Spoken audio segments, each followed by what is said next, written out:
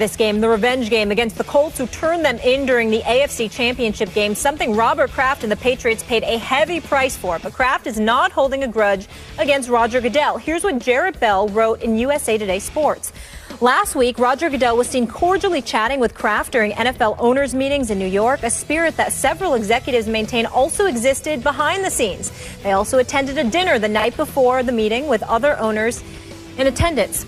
Skip, how should Brady feel about Kraft being so friendly with the commissioner?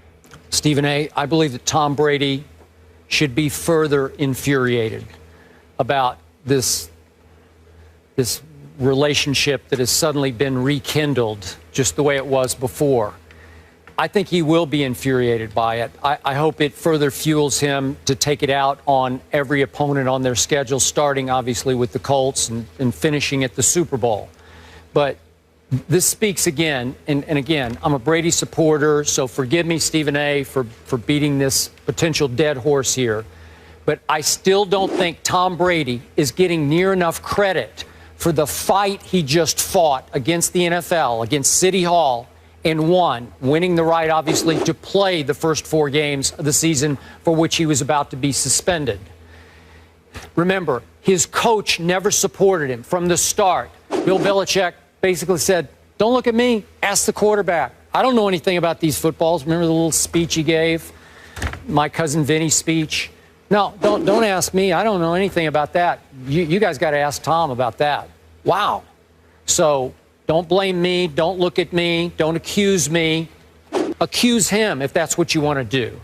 And then you recall what happened. Bob Kraft, again, for whom you have a lot of respect, so do I, went to the Super Bowl. The plane landed. He marched to the podium and said, I demand you will apologize to this franchise for what you have accused us of. And then you recall what happened at the league meetings in San Francisco back in May. Bob Kraft folded his tent and went home. He made his concession speech. I'm a league man, I'm paraphrasing, and I don't want to fight this anymore. And he accepted the $1 million penalty that they got, the fine, and the 2 draft picks. It's a significant punishment that he accepted. They have lost their first rounder in 2016 and the 4th rounder in 2017, and that's still on the books. Even though Tom Brady won his fight in court, Bob Kraft, nope, you got me. I'm a league man. And then, of course, he turned tail again, or to turn tables, I should say again, switched back around and was on Tom Brady's side again a little later, saying, I was wrong to put my faith in the league because they still held by the 4-game suspension. He's playing both sides against the middle. But in the end, he's mostly on the side of the league that he loves and for which he's one of the prominent owners and on prominent committees, including the finance committee. He's a driving force in this league, and I still think that Bob Kraft opted for the league over his quarterback. So the quarterback has fought a lonely fight with no help from his coach and very little, if any, help from his highly respected owner. And yet Tom Brady solo went to court in an away game in Manhattan against the National Football League and Roger Goodell and won. And yet now it's come full circle where we thought there might be a little bit of bad blood between Robert Kraft and Roger Goodell. And Jarrett Bell points out, nope, they're having beautiful little conversations both in front of reporters and they say behind the scenes, have gone to dinner together with other owners. Great. Am I shocked by that? I am absolutely not shocked. Should Brady be miffed to the point of being infuriated about it? You better believe he should, and I hope he gets more and more infuriated for Sunday night's game. Your thoughts? Well, my thoughts are, number one, I respectfully disagree with you, but I use the word respectfully because I understand where you're coming from. I just think you're missing something here. And in the interest of full disclosure, before I elaborate on that, let me say this. Robert Kraft is not only somebody I respect, I revere the man. I have a tremendous amount of respect for him. I think that his integrity is impeccable. I'm an admirer of his, and it doesn't matter what times we have to be critical of things that we see. It's just what we're seeing. But as it pertains to who this man is, what he stands for, I've had the distinct pleasure and honor of speaking to him one-on-one on several occasions. And my respect and admiration for this man cannot be measured. Let me be very, very open and honest in saying that. Having said all of that, Skip, I am of the mindset that you are overreacting to all of this, but rightfully so, because I think that what needs to be said here, this is just my personal opinion from an outside observer, because I've certainly never spoken to Mr. Kraft about this at all. It has never happened. I think we've all been hoodwinked.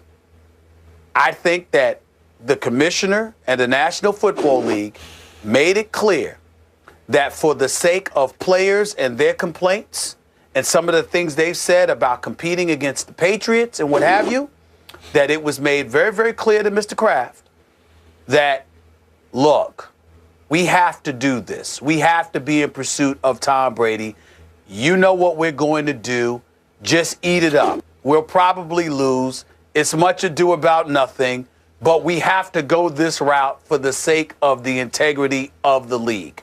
I think the reason why it's easy for Robert Kraft to stomach Roger Goodell in the NFL league and how supposedly, fences amended and all of this other stuff is because I think, and not to mention the fact Tom Brady going through what he's going through, but still clearly having the respect and deference to Mr. Kraft that he does and to the Patriots as an organization. I think because Tom Brady was told, and I think because Tom Brady fully understands that Tom Brady had to go through this because the NFL has to make it look the part. I think at the end of the day, the NFL knows it doesn't have much of a case. It's not something that they could win.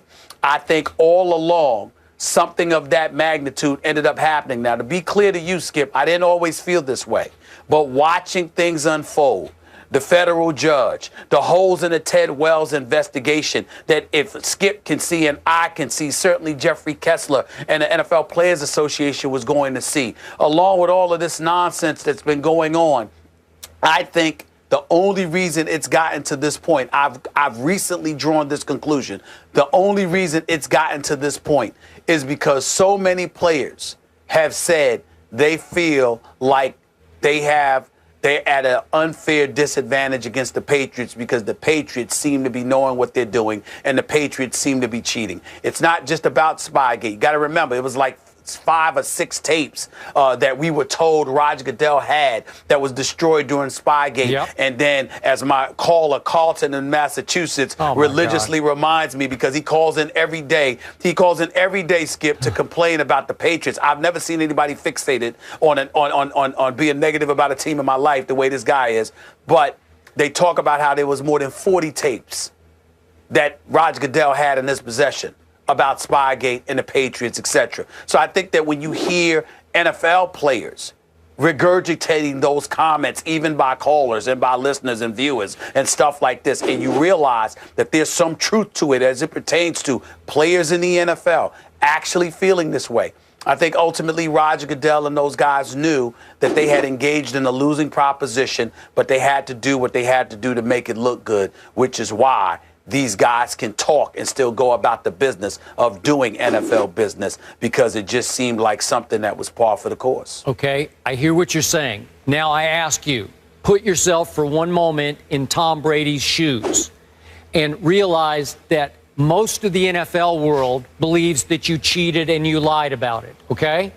And your coach did not have your back from the start. He said nothing to have your back. Pretty significant, I think.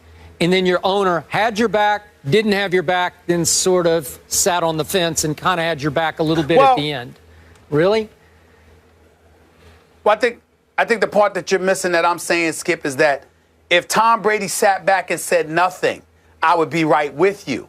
The problem is he still speaks about Mr. Kraft, just like he did last week. Yeah. He speaks about Mr. Kraft, the Patriots organization, and Bill Belichick in the same fashion he always has. So it just seems to me that something is going on internally where everybody's in on it but us. Okay. Where they know, all right, this is what we have to go through. Yep. I'm only getting that because of what I'm seeing transpire and the fact that I see a Tom Brady that's taking it out on opponents, but it's basically to validate his greatness to the viewing public. Excuse me, I'm still that dude. I'm still this 4-time Super Bowl champion. Let us not forget that. But outside of that, in terms of the nuances, like when we talk about him coming to New York to go to court, guess what, Skip? That's just the day he don't have to practice. That's just the day, a few hours that he don't have to be in training camp. He didn't miss anything. There's nothing that has happened during the regular season.